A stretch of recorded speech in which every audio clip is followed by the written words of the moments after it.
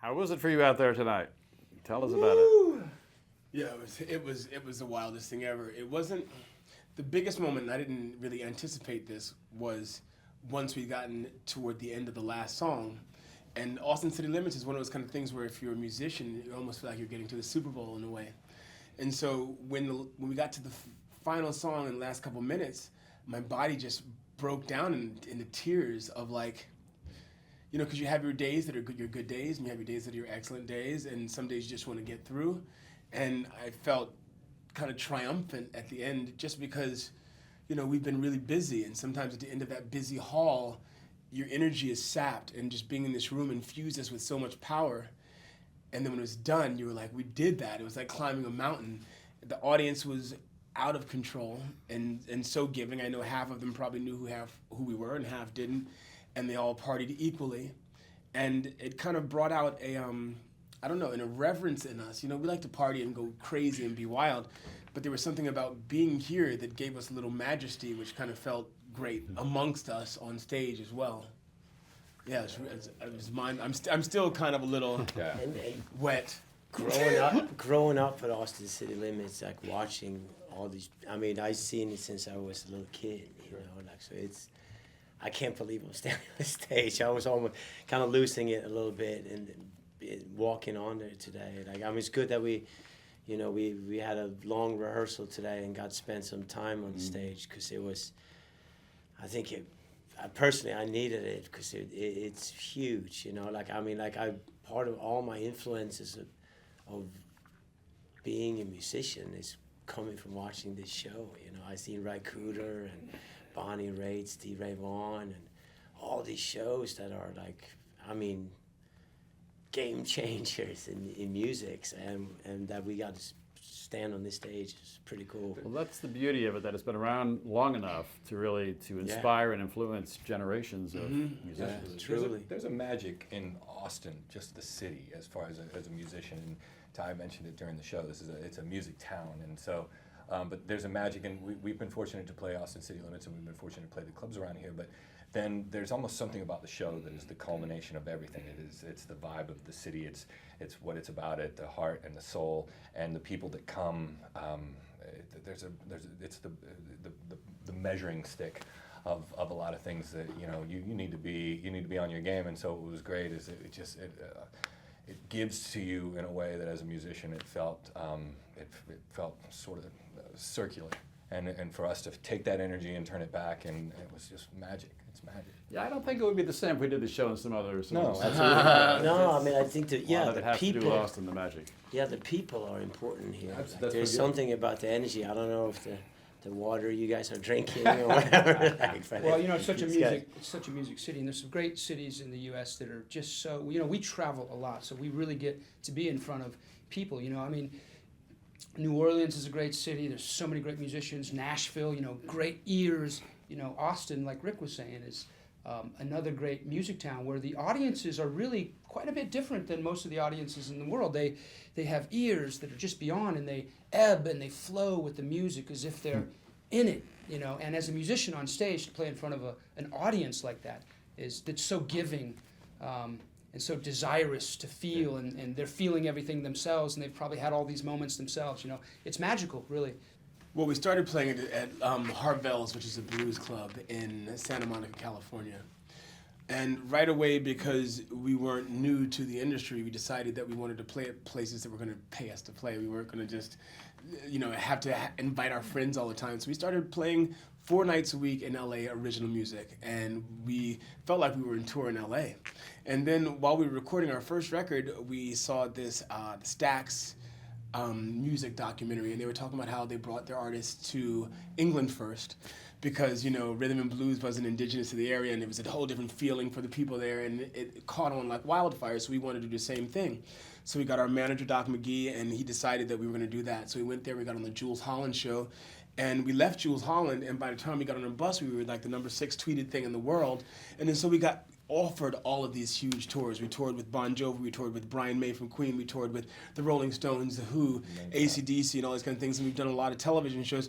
that's kind of how it happened in 5 years. We've done a lot of performing. One year we think we did something like 260 shows in 1 year. And then I think one of the main reasons why we've done so much in 5 years is because we got a fan base, the Troublemakers, that caught on right away. And they do most of our marketing and promotion for us. All right, tell us about the Troublemakers. What are the Troublemakers? Richard tells us so. Yeah.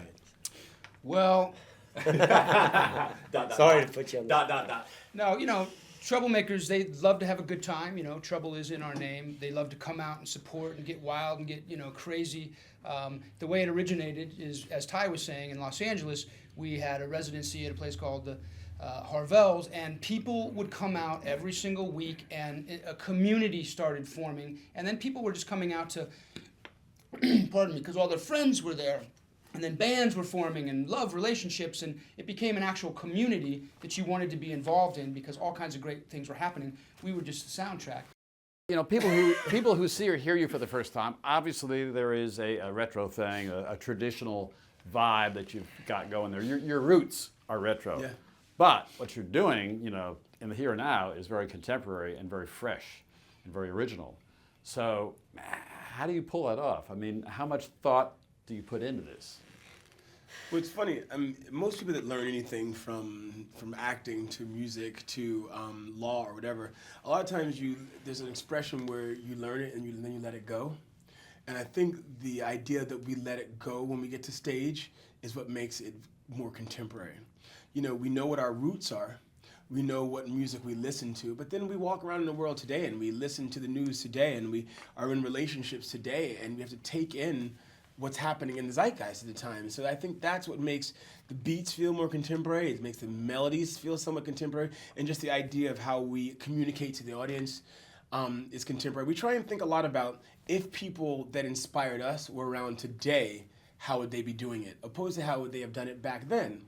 Because if they had the capability to have a thicker sound, if they had the capability of being a little more vulgar, if they had the capability of being a little wilder and getting away with it back then, they would do that now. So I think our contemporary edge just comes from us living in the world today. We don't think about how to make something old contemporary. We just are inspired by who we're inspired by, and we live in the world today. The way we treat the recordings are we kind of want them to be a great, almost like as if you got a great haircut, right? And you're like, okay, cool, it looks great today. But it's going to keep growing, it's going to keep changing, and 3 months from now I may want a different style or I may want to tweak it a little bit and stuff like that. The nice thing about our band is that it is constantly evolving, and we were just talking about it right before we came in. There's things that we've done that we've been doing for 4 years, 5 years, and we'll go through phases where we really get it right, and then sometimes we'll lose our way because we've been experimenting and changing it. But that's the fun part, and we'll have to come back and address it and say, okay, where are we at? And then then we'll find it again, and then we'll lose it again. And that's, to me, that's the beautiful thing about it's sort of synonymous with life, isn't it? Kind of in a sense, you're going through and you're checking yourself and you're trying to get better. You're trying to refine. You're trying to sculpt. And then you get it, and then I don't know, something either gets stale or you lose your sight of what it was that was right about it, and you need to find your way back. And so, as you know, from a recording standpoint, I think we were fortunate with this last record because Don Was came in, and obviously, there's a man sitting as a fifth member of the process that could kind of sit there and help us say, oh, this is really good and solid and all the way around. A great recording. There's great recordings, and then there's letting it all loose live. And so to us, I think they're just they are different things. But one is, the thing I like about it is one's a haircut. That's the way we looked back then when we just recorded it, and it's going to change. But and our main thing is to try to capture it live in the studio. We track everything together. Mm-hmm. He even sings. We do the takes, we just takes. go through it. I know in modern studios, there's a lot of layering, and you go in and you play the drums and you lay the bass, but we just go in and do it live, and we've always done it like that. Well, a lot of Austin City Limits history has to do with discovery, and I think a lot of the reason people have tuned in and watched over the years is to discover music they've never seen or heard before. And hopefully when y'all's show actually appears in a few weeks, there'll be a lot of people out there who discover you for the first time. That'd be great. And will want to go hear that record and go see your shows. Because I know, even like you said tonight, there's probably half of those people had seen you before, and the other half didn't know what to expect when they got here. They might have heard secondhand, but they sure didn't expect to see what they did. And we're from, obviously we're from the States. We've done a lot of great stuff all around the world, like Richard was saying. But, there's no need to try and to pretend to be cool, too. I mean, this is literally the biggest thing we've ever done. Yeah. And so for us to be here and have done this show tonight, it is such a monumental moment for us. Literally, if nothing was to happen after tonight, except for to say we got to this point, it has been a huge, huge moment. And, a lot of times musicians go, oh my gosh, smash. This is the biggest thing we've ever done. And we're so glad to be here. And I can't think of a better way to thank end. you to you guys Exactly. for doing this. Yeah. Well, like I told you when you came in, you wouldn't be here if you didn't deserve to be. So we're also honored to have you here and showcase your music tonight. So Thank you.